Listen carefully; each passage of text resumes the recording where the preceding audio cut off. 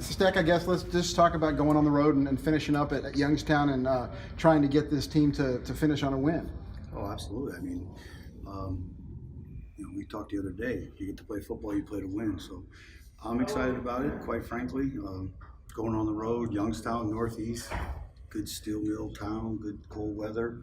It's going to be rainy and cold. It's going to be perfect football weather. I'll have flashbacks to my Pennsylvania days.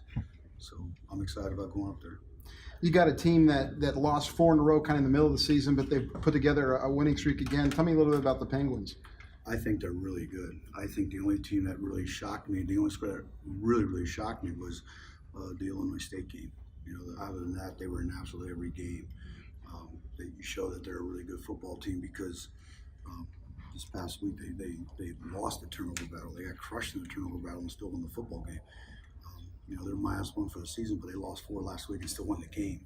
So, the old, hate to go back to that old history book, but you can prepare the horse for battle, but victory's in the hands of the Lord, man. That you lose four and win, it's a hell of a day. So, tough defense. Bo's known for his defense. He's got a great defense. Their offensive line is typical, stereotype, Northeast Ohio, tough, hard-nosed, great run blocking kids.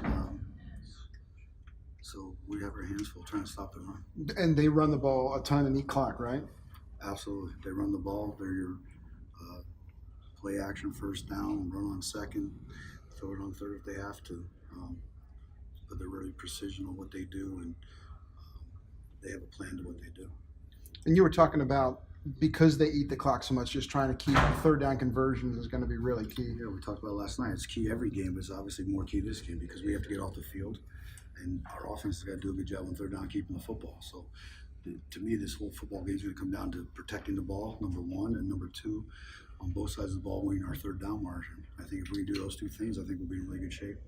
When you face a team like that, is the defensive line or the linebackers that you want to see have the better game or have the most pressure on them maybe heading into that game?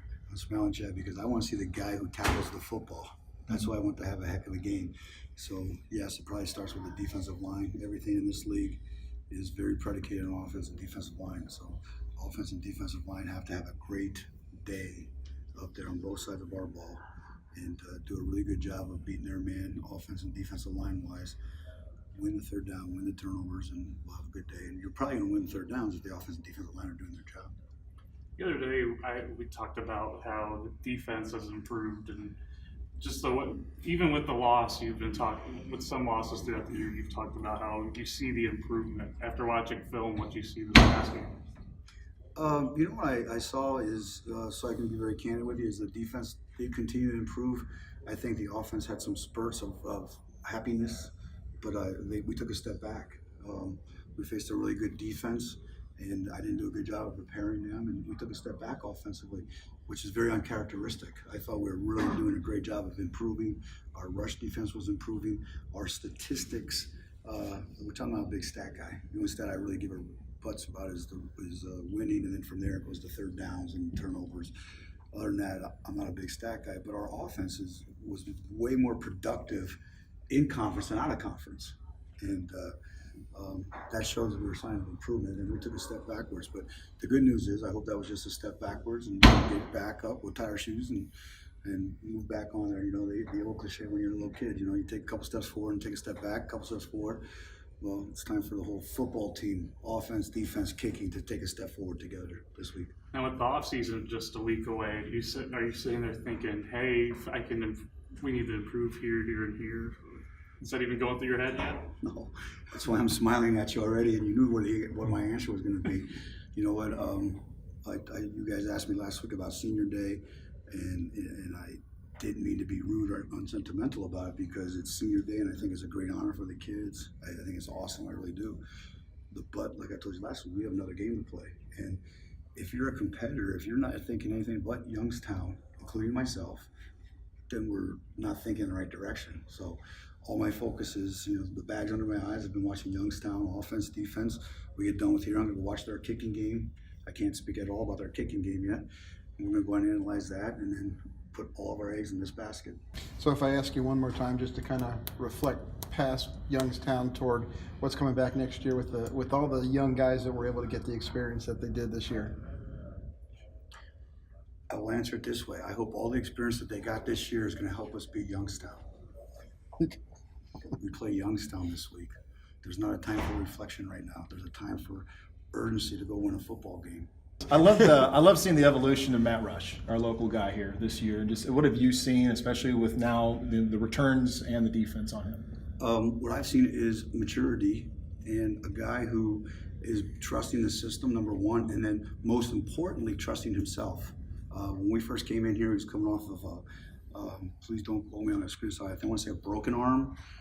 He had an arm injury, and coming in the first go around, not using it, to now being very physical, very aggressive.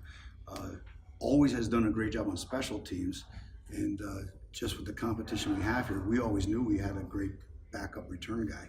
In fact, actually, we have another one in our hip pocket that a lot of people probably don't know about, but it's hard to showcase that when you have Dion here. So he got the chance and opportunity to prove it. It's sad. I wish he would have proved that next year and not this year because of Dion, but his evolution's been fantastic. He's a great kid.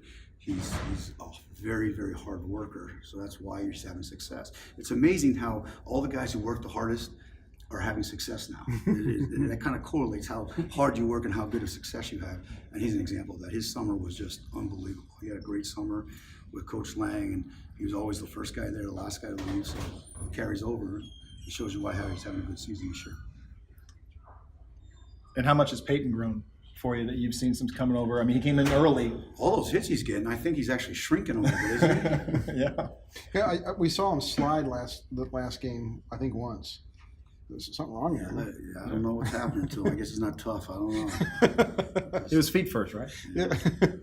Peyton's, it's exciting to see where he's come because, keep in mind, he gets here in January. He hasn't even been here a whole full year.